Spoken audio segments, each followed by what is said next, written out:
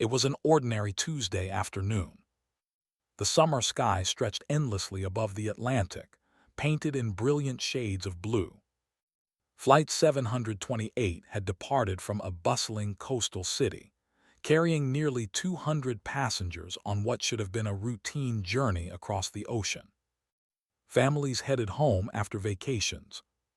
Business travelers answered emails. College students watched movies.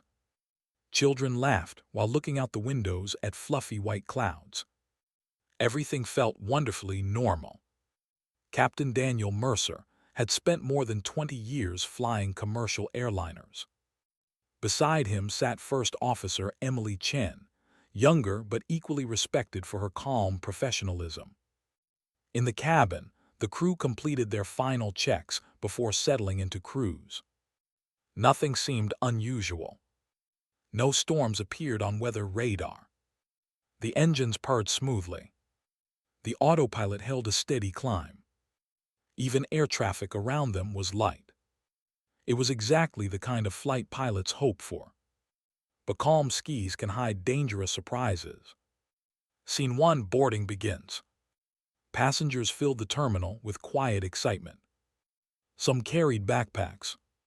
Others struggled with oversized carry-on bags. Children raced toward the boarding gate while parents hurried after them. Among the crowd walked a man wearing a simple navy jacket. He carried only one small backpack. He smiled politely as the gate agent scanned his boarding pass. Seat 11B. No checked luggage. No special requests. Nothing remarkable. The flight attendants welcomed him like every other traveler. He thanked each one with a gentle smile before taking his seat. Across the aisle, a little girl waved at him. He waved back, then opened a paperback novel. For the next 30 minutes, he barely moved. No one knew his name. No one imagined he would soon become the most important person on the airplane. Scene 2: taxi and departure. The cabin doors closed with a solid metallic thud. The captain welcomed everyone aboard. "Good afternoon, ladies and gentlemen. This is your captain speaking. We expect a smooth flight today with only light winds along our route. Sit back, relax, and enjoy the journey." Passengers settled into their seats. Seat belts clicked. Cabin lights dimmed slightly. The aircraft rolled toward the runway. Outside, airport vehicles paused as the jet lined up for departure. The engines increased to takeoff power. The acceleration gently pushed everyone into their seats. Within seconds, the aircraft lifted gracefully into the sky. Below, the coastline slowly disappeared beneath scattered clouds. Everything was perfectly routine. Scene 3: climbing into blue skis. The aircraft climbed steadily. Cabin service began.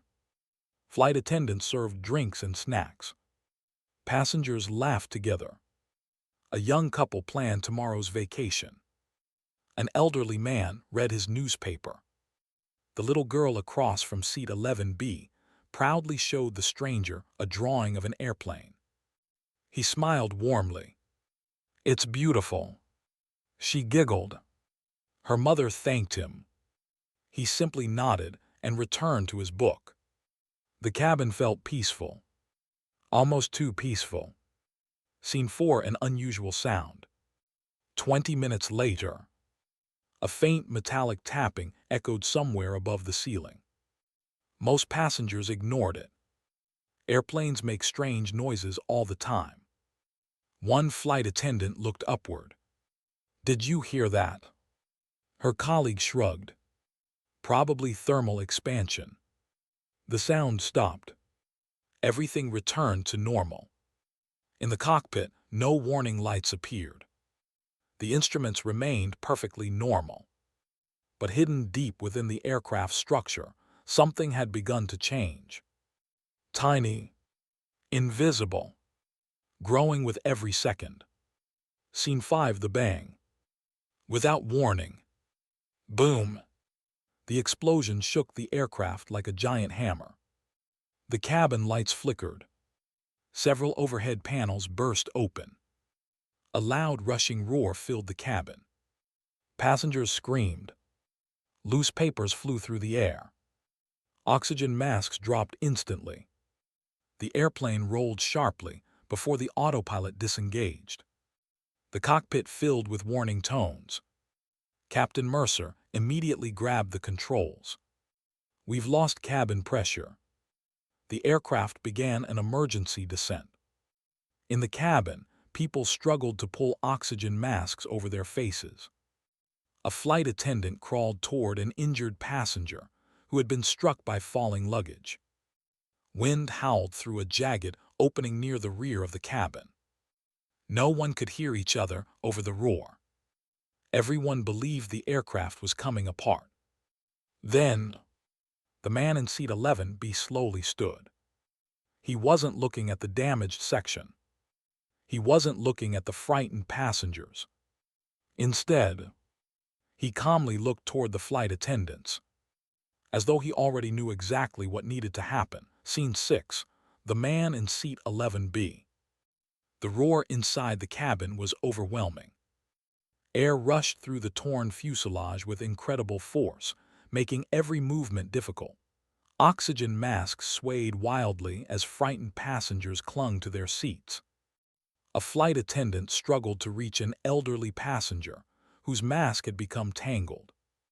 Then the man from seat 11B calmly knelt beside her. He pointed toward a jump seat. She hesitated. His expression never changed.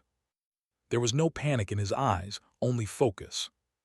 Together, they helped secure the elderly passenger's oxygen mask before moving to the next row. Nearby, the little girl who had shown him her drawing was crying uncontrollably. Her mother was trying to comfort her while holding her own oxygen mask in place. The man crouched beside them. "Keep your mask on," he said evenly. "Take slow breaths, stay buckled." His calm voice cut through the panic. The little girl looked at him and stopped screaming. Fear was still everywhere. But now there was someone helping others remain calm. Scene 7. Fighting the wind. Inside the cockpit, Captain Daniel Mercer kept both hands firmly on the controls. The aircraft had begun a rapid emergency descent. The warning tones continued relentlessly. "Emergency descent checklist," he called. First Officer Emily Chen immediately worked through the procedures, her voice steady despite the chaos. Outside, the aircraft was descending through scattered clouds, still over hundreds of miles of open ocean. The nearest airport was far away. Every decision mattered. Back in the cabin, loose baggage continued sliding across the floor. A beverage cart had broken free and slammed into several seats before coming to rest. The man from seat 11B grabbed the cart before it could move again. With the help of another passenger, he secured it using service straps. The senior flight attendant noticed. "Thank you." He simply nodded. There was no time for conversation. Scene 8. A difficult choice. Captain Mercer studied the navigation display. Their original destination was impossible. Returning to the departure airport would take too long. The closest diversion airport had a runway long enough for an emergency landing, but reaching it would require flying another 20 minutes with a damaged aircraft. Silence filled the cockpit for only a second. Then the captain made his decision. "We're diverting." The first officer transmitted the emergency message. Air traffic control immediately cleared every aircraft from their path. Emergency vehicles began preparing on the ground. Meanwhile, cabin crew checked every passenger they could safely reach. One flight attendant paused beside seat 11B. "I've never seen anyone stay this calm." The man answered quietly. "People need confidence more than words." She would remember that sentence for the rest of her life. Scene 9. The hidden problem. As the aircraft continued descending, a new concern appeared. The damage had affected more than the cabin. The crew noticed unusual control forces. The aircraft still responded, but not as smoothly as before. Captain Mercer reduced unnecessary maneuvering. Every control input had to be gentle. The airplane remained flyable, but its margin for error was becoming smaller. Passengers could feel every vibration.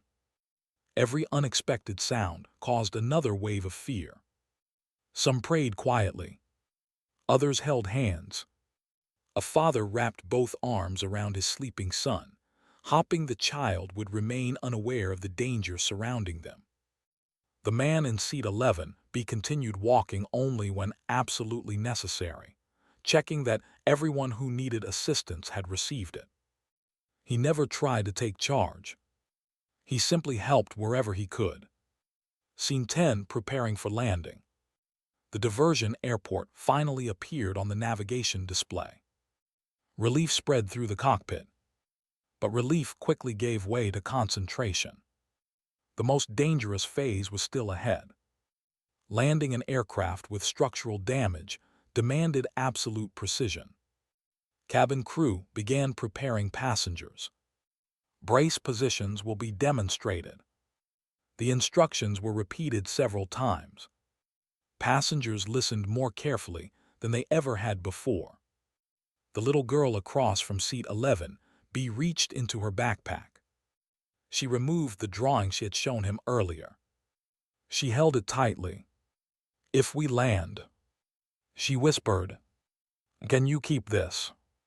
The man smiled gently. "You'll give it to me yourself."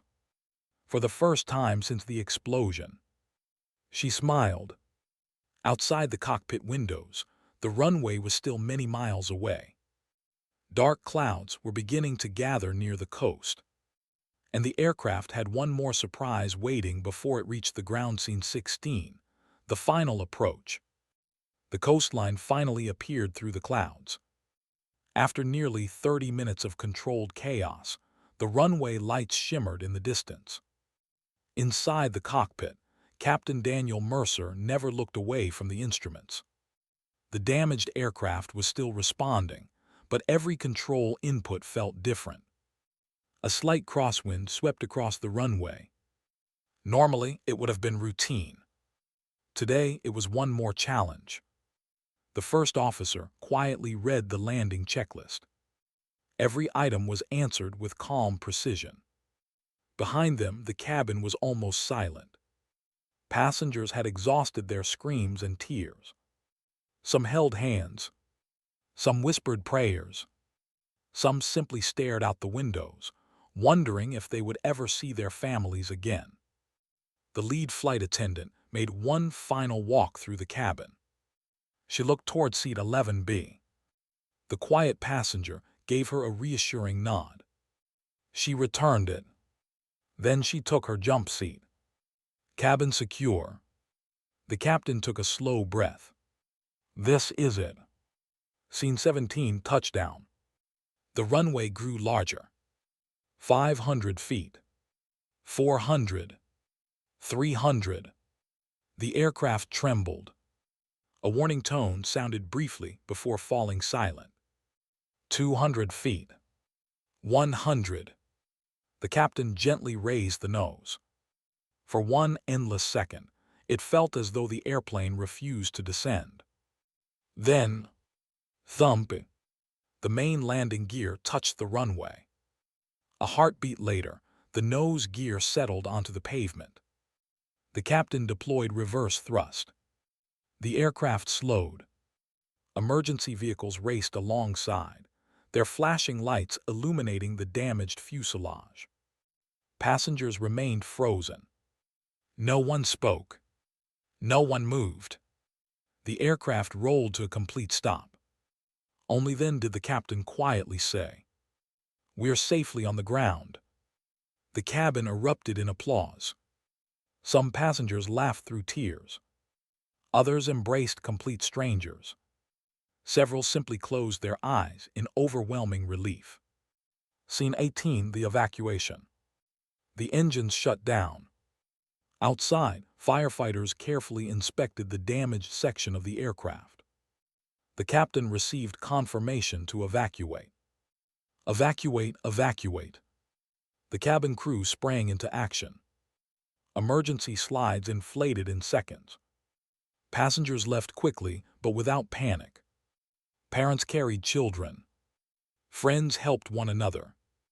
Several passengers stopped to thank the flight attendants before stepping onto the slides. The man from seat 11B stayed inside until nearly everyone had exited. He helped an elderly passenger reach the door before finally stepping onto the slide himself. As he reached the ground, firefighters immediately moved everyone a safe distance away. The passengers turned back to look at the aircraft. Only then did they fully appreciate the damage. A large section of the upper fuselage had torn away. It was difficult to believe the airplane had landed at all. Scene 19, a quiet reunion. Hours later, survivors gathered inside the airport terminal. Medical teams treated minor injuries. Families embraced. Phones rang constantly as loved ones learned everyone was safe. The little girl spotted the man from seat 11B sitting alone by a window. She ran toward him. "You said I'd give it to you." She handed him the drawing of the airplane. He smiled. "I knew you would." Her mother thanked him with tears in her eyes. "You helped keep everyone calm." He shook his head. "The crew saved this flight. The captain landed us. The flight attendants never stopped helping. I only did what anyone should do." But everyone knew that wasn't entirely true. In the middle of fear, his calm had given others the courage to keep going. Scene 20, the final truth. In the weeks that followed, aviation investigators carefully examined the aircraft. They determined that a hidden structural weakness had allowed part of the fuselage to fail unexpectedly during flight. The aircraft's safety systems worked as designed. The pilots followed their emergency procedures with discipline and professionalism. The cabin crew protected passengers under unimaginably difficult conditions. Investigators also noted something impossible to measure with instruments: the effect of calm leadership.